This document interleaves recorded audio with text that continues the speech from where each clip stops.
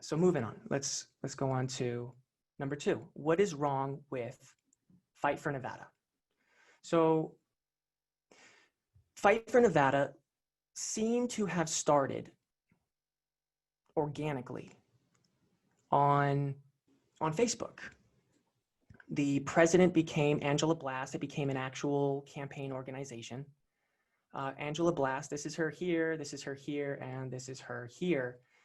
And what I quickly realized was I had suspicions just based on what I saw. There was a lot of division. It seemed to be destructive to the unity of a group that actually wanted to recall Sisolak. There was a lot of unorganization when it came to actually getting petitions. When I met her in person, this was, I'd say first week of May, and they were just coming to the end of their physical petition. They went to the Secretary of State, they got a 90-day deadline, and they were raising awareness, but she seemed unable to scale the organization. One of the biggest problems she admitted to me was that she had hundreds of people texting her on her personal mobile cell phone.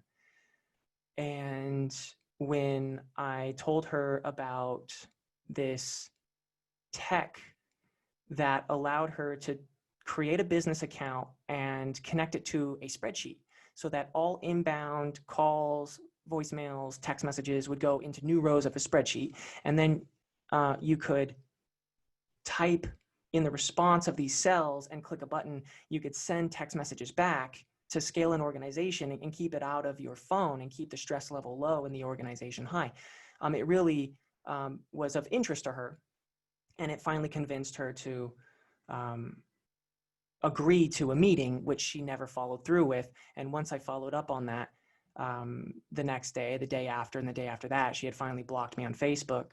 And then I also had the chance to speak at this event where it seemed like things were going well. Like it was really surprising that she gave me the opportunity to speak. But once she got control of the mic, the first thing she went back to was, do not sign up for an online petition.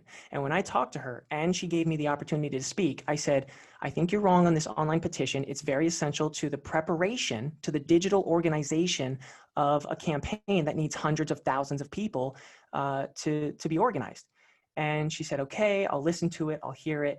But as soon as she got up on with the mic, she said, just be aware of online petitions. They're not legal. Okay, here's Cardiff with the mic. And so it was a betrayal in my eyes. It was quite a backstab. And it just made me come to the conclusion that they were not to be trusted. So now we fast forward to president number 2. There's been a change in the organization at the top. And Rodolfo Clai is the new president of this organization. And I found out because I've been calling people in Lake Las Vegas. I live in Lake Las Vegas. So I'm calling the neighbors who are eligible and interested in recalling Sisolak. And I came across their information. I called them and we started having a text chat. And in the beginning, it was kind. It was hopeful of real change. I thought maybe there was a big turnaround. Maybe, you know, she may have been corrupt and he was not, right? And so that was my hope. And while I was still hopeful, I was excited. I started sharing many great ideas to prepare, right? They said they were busy. It's Rodolfo Clai and his fiance. They said they were busy. They would have their secretary call me. And to which I responded with, here's a lot of things I would like to talk about when we meet. And then the next day passed and the secretary did not contact me. And so I just, waved. I said, no call. Why don't you just send me your secretary's info and I'll, contact them. And what I essentially got was ignored. I was forgotten. It was mean. It was rude. I was belittled and dismissed. And it was very antagonizing the way that this response was laid out. It's just very ruthless, and then a goodbye. And then after the goodbye, they continue talking to try and nail it in, to try and really it was a flip. It was like, so basically I had said, I now feel disrespected because I felt, the ignored and the forgotten part. And if you do not make things right, then I will assume the worst. So, apology, so sorry, just, here's the contact info. We'll meet with you as soon as you can. We're just so busy, right? That's kind of what I was expecting.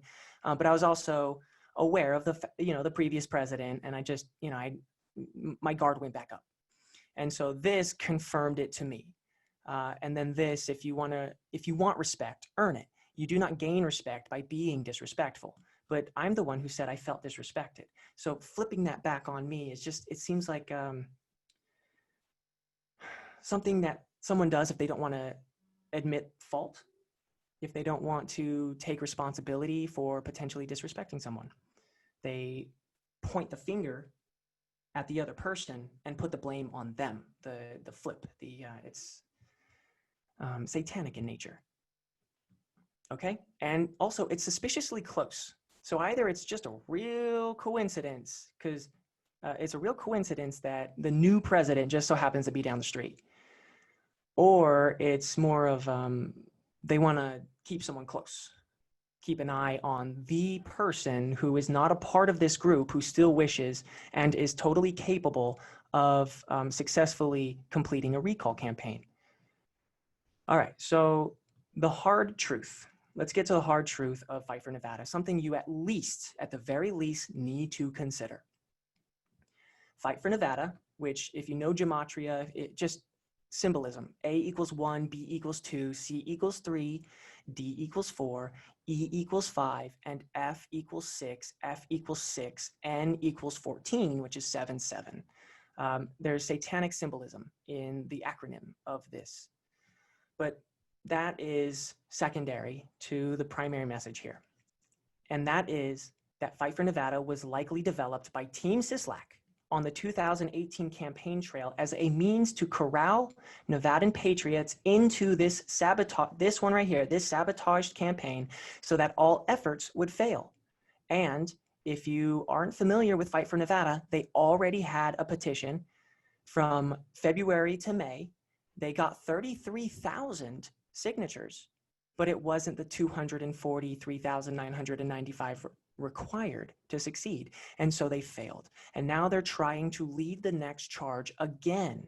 So here's the point. If there were voting fraud, and the 2018 election was very, very close. If there were voting fraud, if Sisolak is not a good person, he's actually a really bad person, if that is the case, then this would be an essential form of the plan. You would need to create a recall group that sabotages them, shoots themselves in the foot every time in order to maintain power as governor. All right?